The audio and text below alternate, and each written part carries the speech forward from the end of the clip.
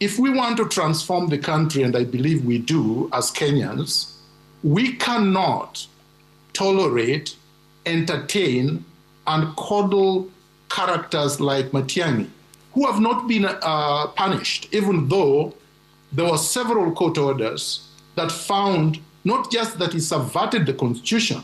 If Kenyans want real change, then Dr. Matiang'i is not the man to lead this country. Those are the exact words of Miguna during a televised interview on Citizen TV. He didn't hold back, and his message was clear. Listen keenly to what Miguna had to say. And after his remarks, let us know your thoughts. Do you agree with him? Or do you think Matiang'i deserves a chance? Dr. Matiang'i exemplified the abuse of power in its purest form, the culture of impunity, which Dr. Matiang'i epitomizes and exemplified, particularly when he served as the Interior Cabinet Secretary. But I specifically wanted to refer to many instances where Dr. Matiang'i subjected not just me to atrocious abuse, torture, and violations of my constitutional and human rights, but also defied multiple court orders in an egregious and unconscionable manner. Dr. Matiang'i exemplified the abuse of power in its purest form. And then when you hosted him, I barely heard him interrogated on what he did. The Rivayala murders, the abduction that he engaged in, the destruction of my house, my abduction and detention in Comunicado, and torture of many days in defiance of multiple court orders. His forceful exile of me, one when I was sedated and unconscious and dumped in Dubai, and then subsequently him issuing illegal red alerts and stopping me from returning to Kenya for 5 long years.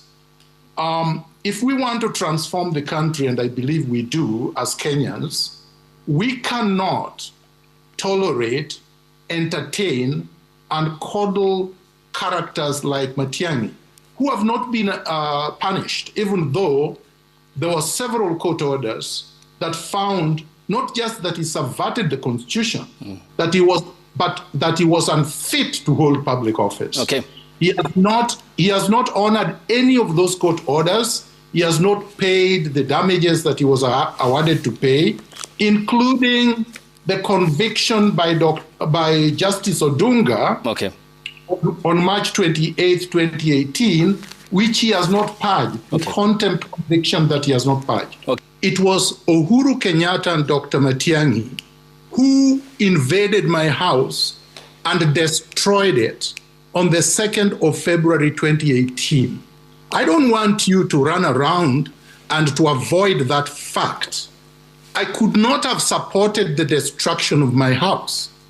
Of course, after I was abducted and tortured in violation of the Constitution and all my rights, and in defiance of court orders, Dr. Matiang'i went on television and released a statement after 6 days of my torture, brutal torture, which you refuse to acknowledge. And I have a copy of what Dr. Matiang'i released to the media, and I will read it.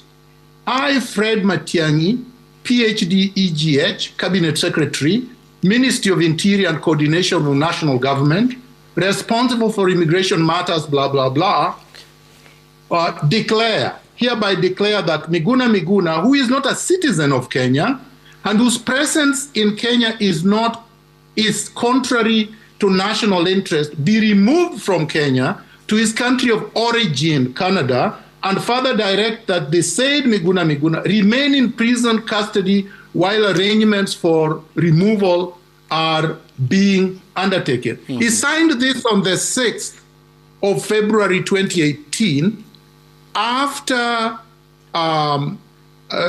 Justice Wakiaga had issued an order of habeas corpus directing Dr. Matiang'i to release me, and after Justice Kimaru had issued repeated orders for my release, and that if he had any charges against me, he should take me to court. You're trying to run away from that. Okay. You see, the problem with the Kenyan media is that you have never even showed the destruction of my home. You've never actually even played clips of it. You have never played the clips of my torture. You've never played clips when Dr. Matiang'i violated and defied court orders and took me to the court in Kajiado, and then forcefully removed me from Kenya on the 6th of February, 2018, and for him to have done the same on March 26th, and continue to do so in violation of many, many court orders.